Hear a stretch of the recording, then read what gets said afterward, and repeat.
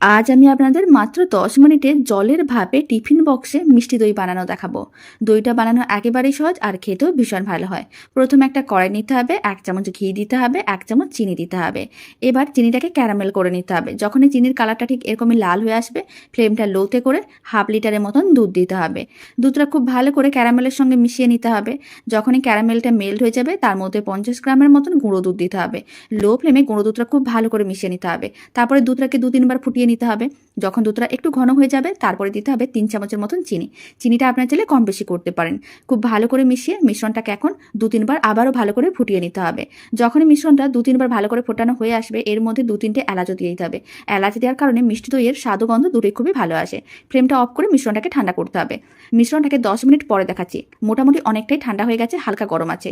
এই অবস্থায় এর মধ্যে 2 চামচের মতন মিষ্টি দই দিতে হবে আর ভালো করে মিশিয়ে নিতে হবে। তারপরে মিশ্রণটাকে টিফিন বক্সের মধ্যে নিয়ে নিতে হবে আর টিফিন বক্সের ঢাকনাটা বন্ধ করে দিতে হবে। কড়াইতে জল গরম করতে হবে, একটা স্ট্যান্ডে রেখে দিতে হবে। তার উপরে টিফিন বক্সটা রেখে কড়াইয়ের ঢাকনা বন্ধ করে লো ফ্লেমে 10 মিনিট জলের ভাপে এরকমই কিন্তু মিষ্টি দইটাকে রেডি করতে হবে। তারপরে 1 ঘন্টা ফ্রিজে রেখে দিতে হবে।